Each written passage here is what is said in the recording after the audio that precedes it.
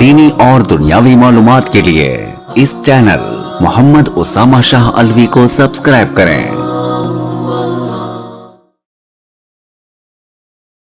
नहमदुहु व नुसल्ली व नुसल्लिमु अला रसूलिहिल करीम, अम्मा बाद, फ़अऊज़ु बिल्लाहि मिनश शैतानिर रजीम, बिस्मिल्लाहिर रहमानिर रहीम। आज मैं आप हज़रात के सामने जिस मौजू पर चंद मिनट गुफ्तगू करना चाहता हूँ वो बड़ा ही खूबसूरत मौजू है और वो है हया के मुताल्लिक़। और हया कहते किसे हैं, हया का ताल्लुक़ किस चीज़ से है, ये होने ना होने से हमारी ज़िंदगी के अंदर फ़र्क किस तरह का पड़ता है, आज मैं इसी के मुताल्लिक़ आपसे गुफ्तगू करना चाहता हूँ। सबसे पहले मैं आप लोगों को ये बताऊँ कि हया के मानी क्या हैं। हया के मानी है वक़ार, हया के मानी है शर्म।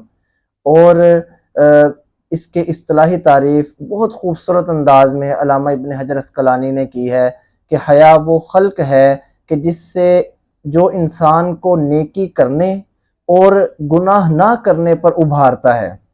ये बड़ी खूबसूरत तारीफ़ अल्लामा इब्न हजर अस्क़लानी रहमतुल्लाहि ताला अलैह ने की है। प्यारे नबी अकरम सल्लल्लाहु अलैहि वसल्लम की हदीस मुबारका है, अल हयाउ शुअबतुम मिनल ईमान, कि हया जो है वो ईमान का हिस्सा है। क्या मतलब है इस हदीस का? इस हदीस का मतलब ये है कि आपकी ज़िंदगी के अंदर, आपकी ज़िंदगी का जो दारो मदार है नेकियों के ऊपर, बुराइयों के ऊपर, गुनाहों के ऊपर, उसका सबसे बड़ा जो ताल्लुक़ है वो इस हदीस के साथ है, हया के साथ है। कि आपके अंदर अगर शर्म हया है, आप कोई भी गुनाह करने से पहले, कोई भी गलत काम करने से पहले लाख करोड़ अरबों दफ़ा सोचेंगे कि ये काम करना चाहिए, नहीं करना चाहिए, इसमें वालिदैन की बदनामी है, अल्लाह ताला की नाराज़गी है, मेरी अपनी बदनामी है अगर मैं पकड़ा गया। और अगर इंसान के अंदर शर्म हया नहीं है, वो हदीस मुबारका में भी आता है ना, इज़ा लम तस्तहयी फफ़अल मा शिअता, एक हदीस में आता है फस्ना मा शिअता, कि जब किसी इंसान के अंदर से शर्म हया ख़त्म हो जाए, फस्ना मा शिअता, पर उसको चाहिए कि वो जो कुछ चाहे मर्जी करे। यानी कि शर्म हया इंसान को कई गलत बातों से जो है ना वो रोक देती है कि यार ये गलत रास्ता है, इस पे नहीं चलना, ये सही रास्ता है, इस पे नहीं चलना। मैं एक वाकया, एक लतीफ़ा मैं जो है ना हमारे उस्ताद इस मौजू पर सुनाया करते थे, आपके साथ भी शेयर करूं कि एक दफ़ा जो है ना एक औरत बाज़ार से गुजर रही थी, तो एक मौलाना साहब थे दाढ़ी वाले, उन्होंने दाढ़ी रखी हुई थी, उस साइकिल पे उसके जो है ना उस रास्ते पे सफ़र कर रहे थे कि अचानक औरत आगे आई और मौलाना साहब ने उसके अंदर साइकिल मार दी।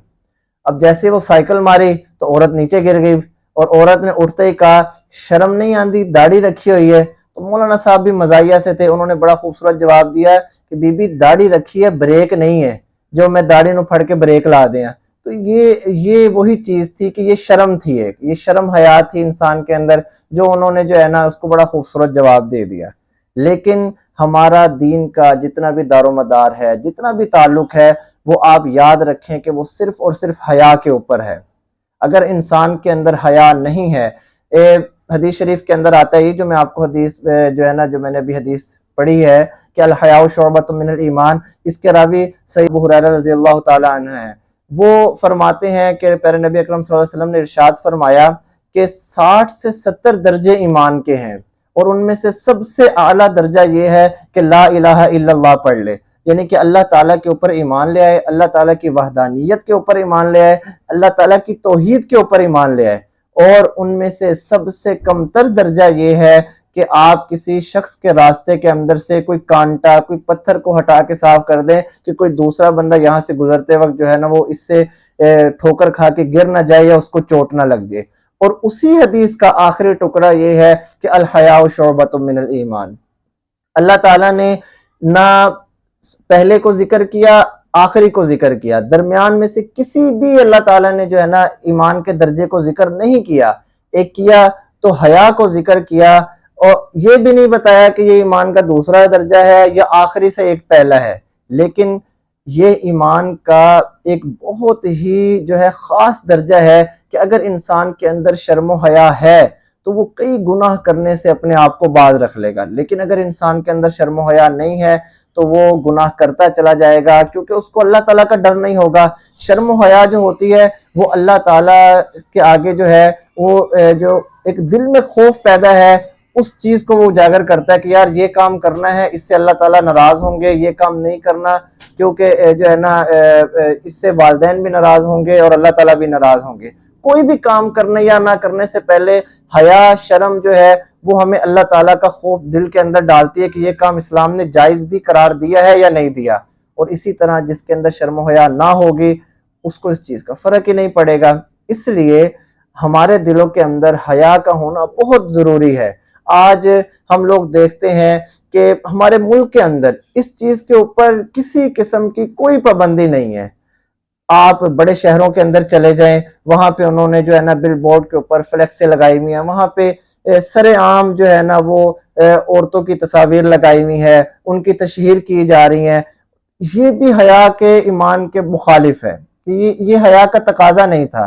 حیا کا تقاضا تو یہ تھا کہ کسی بھی عورت کی تصویر لگائی ہی نہ جاتی، اور اللہ تعالیٰ نے مرد کو اور عورت کو دونوں کو ہی باحیا جو ہے نا وہ فطرت کے اوپر پیدا کی ہے، کہ اللہ تعالیٰ نے مرد کے اندر بھی ایک حیا رکھی ہے، عورت کے اندر بھی حیا رکھی ہے۔ اب وہ فطرتاً جو اس کے اندر حیا رکھی ہے، ہاں کسی کے اندر کم ہے، کسی کے اندر زیادہ ہے۔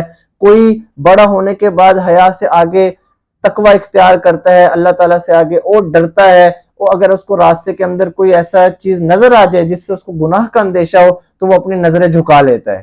اور اگر اسی طرح عورت ہے، عورت کا حیا کیا ہے کہ اللہ تعالیٰ نے اس کو پردے کا حکم دیا ہے، اور کہہ دیا ہے قرآن پاک میں کہ آپ نے جب بھی گھر سے باہر نکلنا ہے آپ نے با پردہ ہو کر ہی نکلنا ہے، اپنے چہروں کے آگے آپ نے کپڑا ڈالنا ہی ڈالنا ہے۔ اسی طرح اللہ تعالیٰ نے مرد کو بھی حکم دے دیا کہ آپ نے پردہ تو نہیں کرنا لیکن اپنی نظروں کو ہمیشہ نیچے ہی رکھنا ہے، آپ نے کسی عورت کو نہیں دیکھنا۔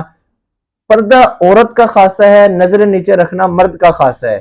یہ نہیں کہنا چاہیے کہ عورت بے پردہ پھر رہی ہے تو اس میں ہماری کیا غلطی ہے اگر ہم عورتوں کو دیکھ لیں، نہیں، اس میں ہماری بھی اتنی غلطی ہے، کیونکہ اللہ تعالیٰ نے اگر ان کو پردے کا حکم دیا ہے تو ہمیں بھی ایک حکم دیا ہے کہ آپ اپنی نظروں کو نیچے جھکا کے رکھو۔